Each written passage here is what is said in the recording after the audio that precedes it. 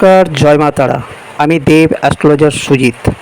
এই চ্যানেলটাকে সাবস্ক্রাইব করুন যাতে করে ভিডিও ছাড়ার সাথে সাথে আপনাদের কাছে পৌঁছে যায় এবং নতুন নতুন বিষয়ে আলোচনা শুনতে পারবেন। আবারও বলছি, লাইক শেয়ার করতে ভুলবেন না কিন্তু। আমার কন্ট্যাক্ট নাম্বার 9749147600। আমার ঠিকানা মালদা ইংলিশ বাজার। তুলা রাশির জাতক জাতিকার প্রথমে স্বাস্থ্য নিয়ে বলবো। এই মাসে স্বাস্থ্য ভালো থাকবে। তারপরে আসি অর্থভাগ্য।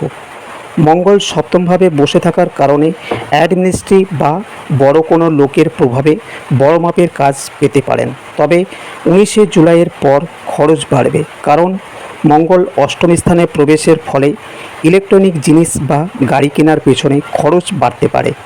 তারপরে আসি পারিবারিক দিক থেকে যদি বলি, পারিবারিক দিক থেকে শনি পঞ্চমে বসে থাকার কারণে এবং বকরি থাকার কারণে যথেষ্ট পরিমাণে মেলবন্ধন থাকবে, পরিবারের সমস্যা দূর হবে।